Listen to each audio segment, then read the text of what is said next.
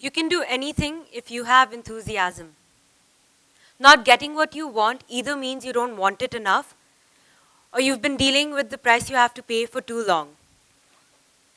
You can be anything you want to be, do anything you set out to accomplish, if that's what you hold as your desire. These are not my words. The first quote was by Henry Ford, the second quote was by Rudyard Kipling, and the third was by Abraham Lincoln. All very prolific, white and men, which I apologize for, but very prolific nonetheless. These men achieved great, great things in their life with one belief, that you can do anything if you have it in you. What trash, right? We've been fine-tuned to think of everything as with a skeptical point of view. You know, it's a fact that apples are red. Well, what is a fact? A fact is anything that is the truth. But isn't the truth very relative? Okay.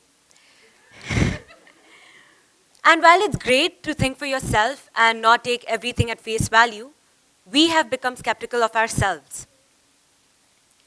A week before my SAT, my body was physically exhausted. My neck muscles tensed up so much so that I couldn't sleep at night. The joy from my life was squeezed up because I wanted a great SAT score. And for what? Validation.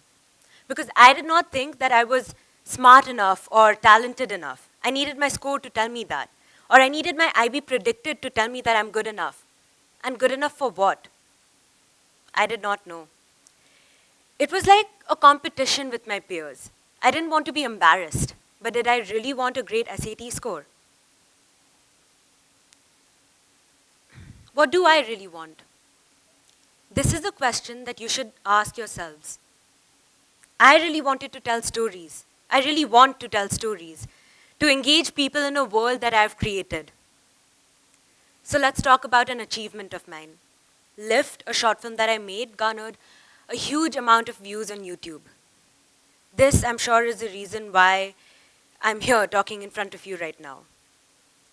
So this film that everyone seems to like was a result of an idea that sparked up in a lift journey that I was having in my building one day.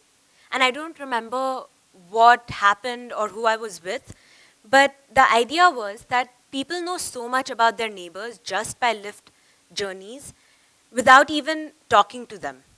I knew so many of my neighbors' jobs, relationship statuses, their likes and dislikes without knowing their name. So I took this idea and I put a storyline into it. Guy meets girl, they fight, they make up. The most basic story in the world. I got this story and the next step was direction. Direction. Now I know most of you are not familiar with what happens behind the camera, so let me just briefly explain it to you. There is cinematography, which is how a scene is captured, what angles, close-up, mid-shot, wide angle. Then there is casting, because the characters that I had imagined had to match the actors that were playing them. So I auditioned people for the first time in my life. Then there's hair and makeup, for the actors to more closely resemble the characters that I had imagined. There's art direction, because contrary to popular belief, the lift that was in my short film was made from scratch. There's props, because down to every single detail, like the color of the glass that the uncle was wearing, had to be carefully decided. There's also editing, which is piecing together every single second of the film together in this big black room with a big screen and this click, click sound of the mouse that just gets stuck in your head forever. And then there's sound, various kinds of sound. There's on-location recording. There's dubbing for dialogues. There's sound design, which is like adding footsteps, door closing, door opening. And then there is background score, which means it's like creating a whole song altogether. This is a very brief description of what a director has to look over. So now imagine a 16-year-old with a cast and crew which is older than her. I thought they were going to walk all over me because they had more experience, but honestly more age. And so I wore these boots with heels and I wore grown-up clothes like a formal jacket and wore makeup and walked into my first day of work. But the thing is, it did not matter how old I looked. If I knew what I wanted, which was primarily to make a good movie, my crew would listen to me. And suddenly things started to fall into place. Costumes were decided. My set was made and was magnificent. The DOP, the director of photography, and I decided each and every scene and how it will be shot. All I needed was a little bit of confidence. After the shoot, I was talking to one of the actors and she asked me which college I've graduated from. And I looked at her astonished. And I said, "Do I look 21, 22 to you?" And she replied, "No, I mean, I know you are 25, right?" And I was speechless. I mean, I don't look 25, obviously, right? Hopefully. But she thought that I was. Because I had it in me to be a good director. I had it in me to be a good leader.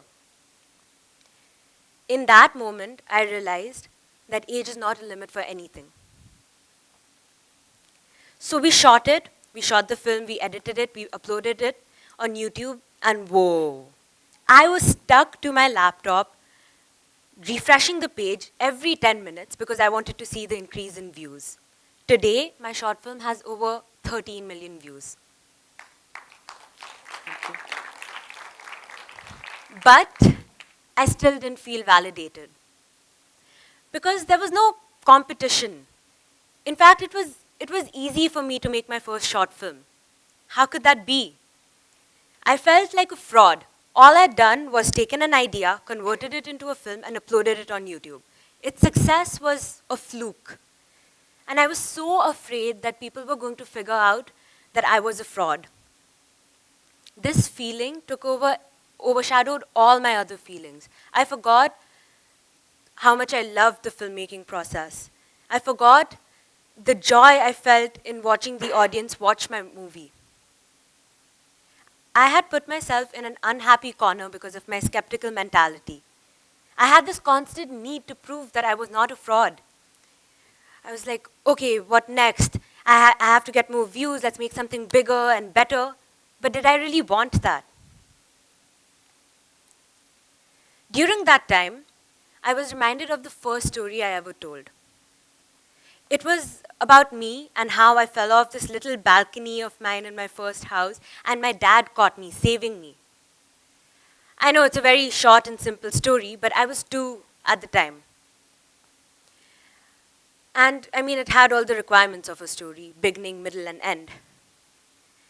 I was 2 when I told my first story. I was 2 when I had an audience listening to my story. I had nothing to prove at that time. I was just the girl with the big imagination. So that day, I sat down and I wrote freely. I had no burden of expectations or grades or the number of views that I wanted to achieve. I was that girl with the big imagination again.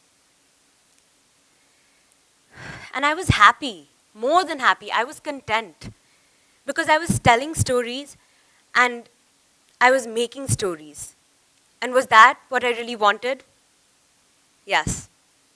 Thank you for listening to my story.